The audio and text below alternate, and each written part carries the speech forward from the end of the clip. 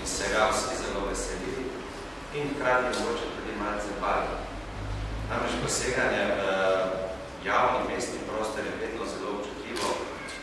Meni strani, ker v mestu živijo ljudje, ki nikoli nišli všeč. Upam pa, da bo projekt takšen, narobe bi bilo, če bi bilo vsem všeč, te iluzije ne vidimo, ampak da bo v veliki večini pa prenovljeno mesto tako občanih prenovi všeč. Tudi današnje javne predstavitve deloma namenjeno temu je mestna občina kot investitor, se tudi ohranja neko odprta vrata, prostor, da bo v tem faznem prenavljanju mogoče se še pokazalo v drugih fazi, oziroma v vsemi fazah, ko se bodo izvajali, da so možne kakšne izboljšave, da je možno kaj narediti še boljše ali še drugače.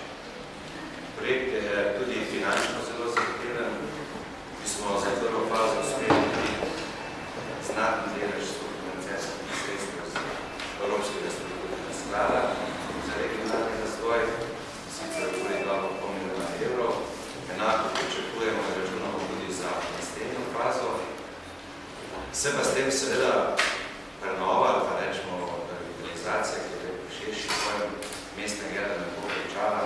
Mesto dobilo sicer novo, svežo, lepšo podobo, ampak če hočemo, da bo bolj živahno, bomo morali k temu prispevati vsi nekaj. Od tistih, ki v mestnem jedno stanujejo, do ponudnikov, obiskovalcev, ne nazadnje tudi tistih, ki prihajajo mesto turistov.